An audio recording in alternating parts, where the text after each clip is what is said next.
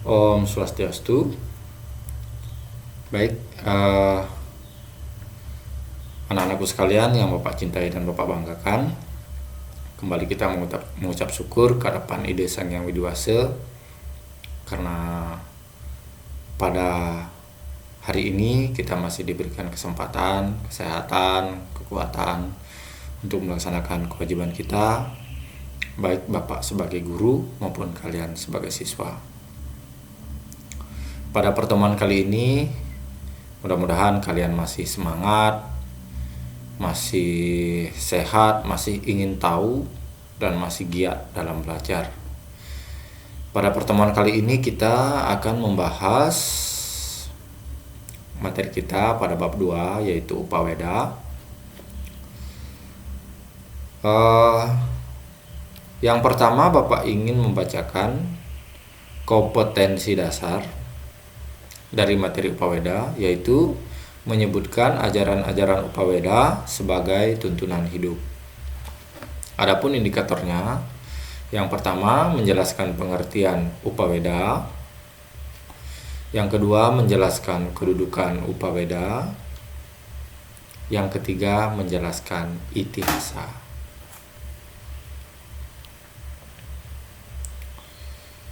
Baik, kita bahas tentang pengertian Upaweda.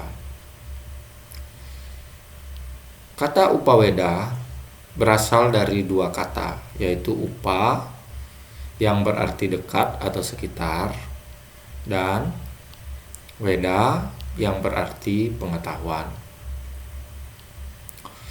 Dengan demikian, Upaweda dapat diartikan sekitar hal-hal yang bersumber dari Weda. Upaweda dapat pula diartikan sebagai kitab-kitab yang menunjang pemahaman Weda.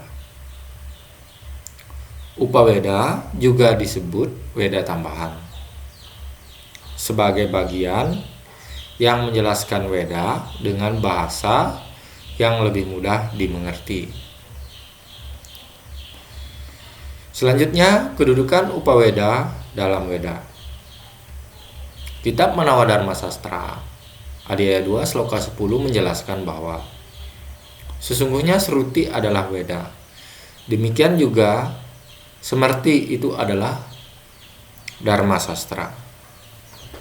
Keduanya tidak boleh diragukan kebenarannya dalam hal apapun, yang karena keduanya adalah kitab suci yang menjadi sumber dari agama Hindu.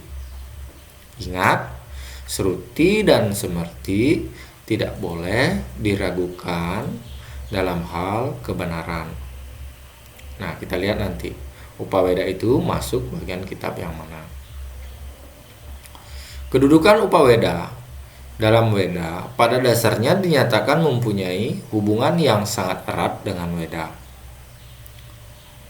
di mana tiap buku merupakan pengkhususan dalam memberi keterangan yang sangat diperlukan untuk diketahui dalam Weda itu. Maksudnya di sini Upaweda itu memberikan atau menjelaskan dari isi Weda yang sesungguhnya. Nah, kita lihat pada skema berikut posisi Upaweda dalam struktur Weda.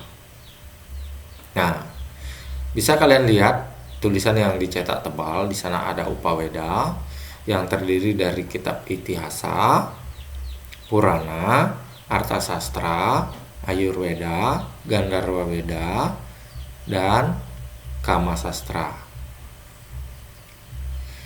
Upaweda merupakan bagian dari kitab Semerti, dan kitab Semerti itu merupakan kitab yang ditulis oleh para maharsi berdasarkan ingatan dari Wahyu Ide Sang Hyang Widi Wase.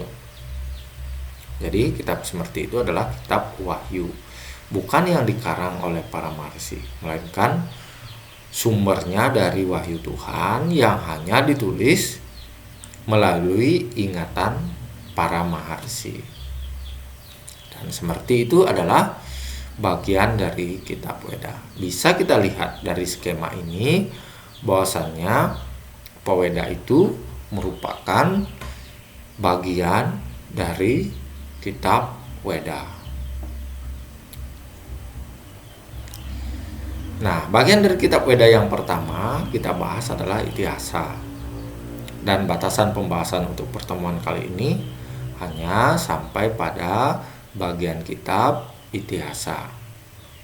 Itihasa adalah sebuah epos yang menceritakan sejarah perkembangan raja-raja dan kerajaan Hindu di masa silam.